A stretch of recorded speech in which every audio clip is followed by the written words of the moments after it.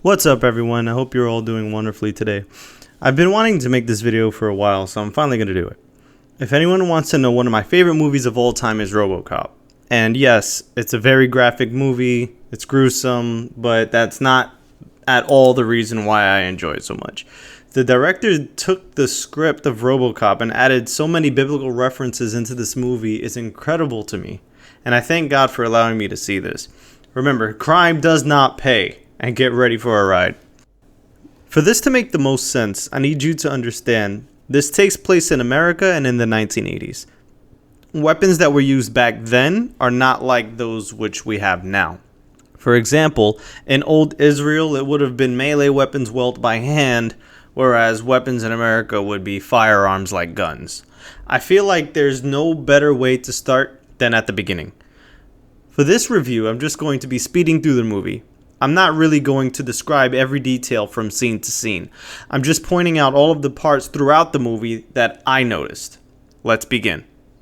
Alex Murphy gets moved to Detroit from where he was a police officer.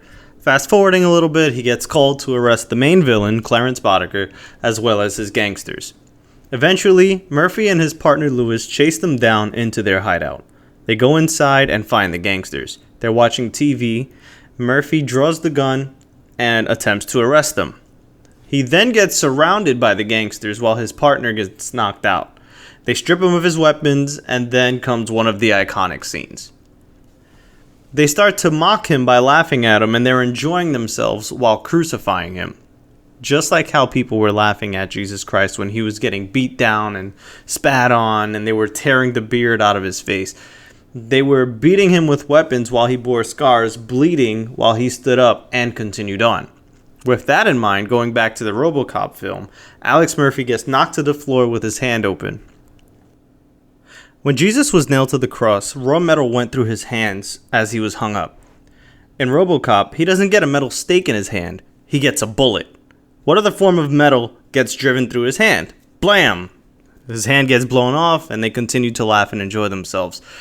However, he's still alive, and they unload on him as Lewis watches this on. For the killing blow, Clarence comes, and he puts the bullet through his head. Alex Murphy is dead. Now, it's interesting here how he continues to survive after getting all of those bullets shot through him, just as Jesus stood alive after getting struck in the back so many times by those brutal weapons. We start to go through Alex Murphy's rebirth, or as it may be called, reincarnation. After his death, Jesus comes back after 3 days and has a new body, which hundreds of people testified to. In the movie Robocop, Alex Murphy gets his new body.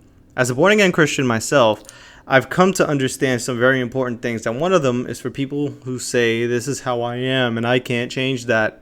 Yeah, exactly. That's precisely why we need to be born again.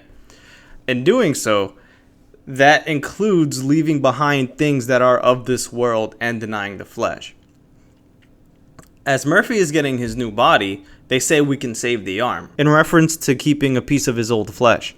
However, it is very adamant here that they tell him lose the arm. He's clearly denying the flesh of this moment. We keep getting glimpses of his pathway back to life, and they're celebrating the new year, blowing horns and everything like that. This part blew my mind. But as they're all cheering and celebrating him, one of the workers take a literal crown and place it on his head, crowning Robocop after he is reborn. They go further into detail on how he must start over, like Robocop can't eat adult food, so he needs to relearn how to eat, and they give him baby food.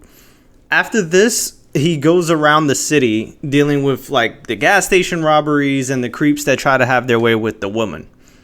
I might be in the wrong here, but this scene reminds me of John chapter 8. I'm not saying the woman in the movie was an adulterer, that part is unclear, but the mere concept of a woman in need of help and being saved is definitely here. John chapter 8, verses 3 to 10. And the scribes and Pharisees brought unto him a woman taken in adultery. And when they had set her in the midst, they say unto him, Master, this woman was taken in adultery, in the very act. Now Moses in the law commanded us that such should be stoned.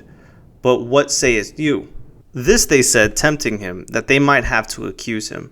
But Jesus stooped down, and with his finger wrote on the ground, as though he heard them not. So when they continued asking him, he lifted up himself, and said unto them, He that is without sin among you, let him cast the first stone at her. And again he stooped down, and wrote on the ground. And they which heard it, being convicted of their own conscience, went out one by one, beginning at the eldest, even unto the last. And Jesus was left alone, and the woman standing in the midst. When Jesus had lifted himself, and saw none but the woman, he said unto her, Woman, where are those thine accusers? Had no man condemned you? You can see here all of them who had ill intentions to harm this woman had all stepped off whilst this woman was helped by Jesus Christ. In the Robocop movie, there are two men who have ill intentions with a woman, and Robocop got them to leave her alone. He then gets celebrated, and people are happy to see Robocop for the actions that he's committing. A celebrated hero after his death. Once again, fast forwarding throughout the movie, Robocop gets flashbacks of his old life. So he goes back to his home, which is now for sale. He goes inside and sees things he remembers from his old life, one of which is Halloween. Once again through this process, Alex Murphy is struggling heavy to let his old ways go. In this scene, he sees his son all dressed up for Halloween that he has to let go. What is his son dressed up as? The devil himself. In Colossians chapter 3 verses 1 through 10, Since, then, you have been raised with Christ, set your hearts on the things above, where Christ is, seated at the right hand of God. Set your mind on things above, not on earthly things. For you died, and your life is now hidden with Christ in God. When Christ, who is your life, appears, then you also will appear with him in glory. Put to death, therefore, whatever belongs to your earthly nature: sexual immorality, impurity, lust, evil desires, and greed, which is idolatry. Because of these, the wrath of God is coming. You used to walk in these ways in the life you once lived. But now, you must also rid yourselves of all such things as these: anger, rage, malice, slander, and filthy language from your lips. Do not lie to each other, since you have taken off your old self with its practices, and have put on the new self, which is being renewed in knowledge in the image of its creator. Honestly, if you've never seen the movie, those 10 verses is basically the summary of Robocop. By the end of the movie, we get the infamous Robocop scene that is widely interpreted in different viewers' eyes. We have Robocop, quote-unquote, walking on water. Now, to me, he's not walking on water per se. He looks like he's walking through it, because the water here doesn't look that deep. It just looks like he's simply walking in it. But if you two think he's walking on it, it really just adds to the amount of references they put in this movie. However, there's one fact that cannot be debated. Robocop says, "I'm not arresting you anymore." And then Clarence's gangster homie drops beams on him, causing Murphy to fall down and get buried. Before I continue on, I want to ask a question that I'm sure you know the answer to. After Jesus Christ died on the cross, what happened to ensure his death? He got stabbed in the side by a lance or a spear. Back to the movie. What happens when Robocop is buried underneath the beams? Clarence picks up a metal pole, and that's right, he stabs him right in the side. It's truly incredible to me how God used a movie I once loved as a child to show me all of these things that were added in here. Now, just to recap, Alex Murphy gets mocked and crucified. He gets the piece of metal through his hand, dies, gets a new body, gets celebrated with a crown, saves lives, earns the love of people, resists the ways of the world. If you want to add in walks on water, put that in there too. And then gets pierced on his side after his technical death. I'm sure there are more biblical references that I may have missed throughout the movie. Feel free to watch it and tell me what you think. Some people say the prime directives are his commandments, but I've dismissed this because this doesn't... even though he has rules to follow, these are not commandments. If so, there are only 4, not 10.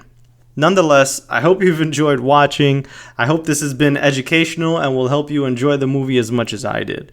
God bless, and I will see you guys next time.